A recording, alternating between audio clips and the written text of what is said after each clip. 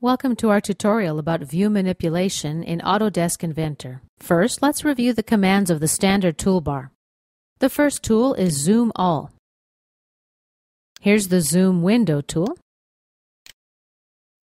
If I use the middle button of my mouse or the scroll wheel, I'll be able to zoom in and out. Next, we've got the Zoom In and Out tool.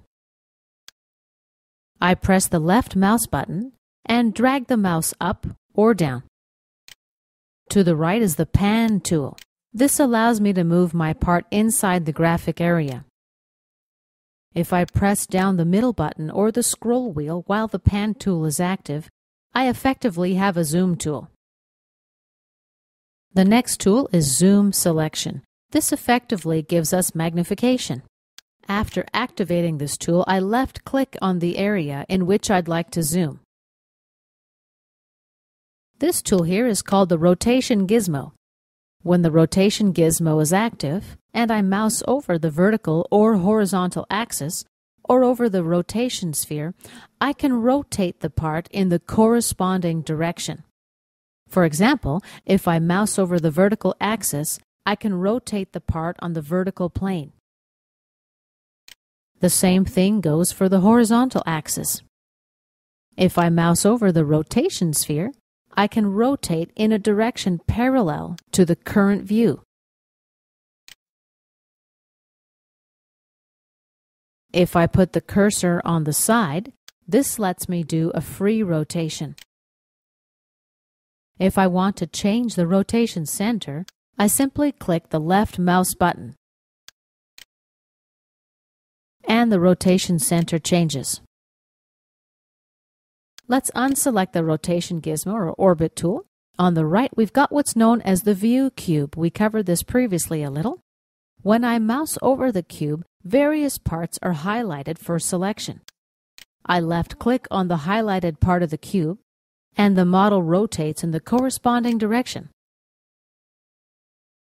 Or I can simply click Home. This gives me an isometric view.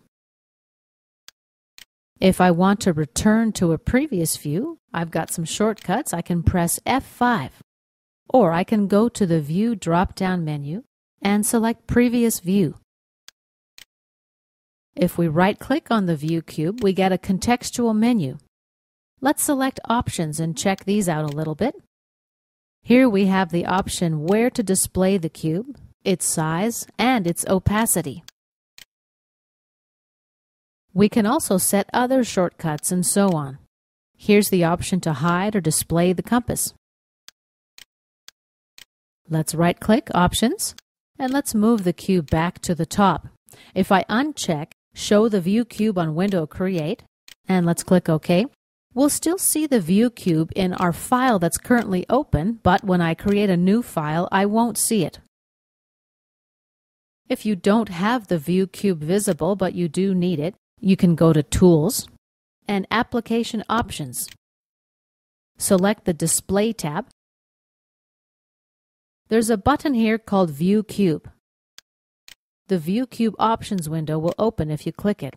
Let's opt to show the View Cube on Window Create and click OK. Now we click Apply, and the next time we create a new file, the View Cube will be visible. This concludes our first tutorial about view manipulation.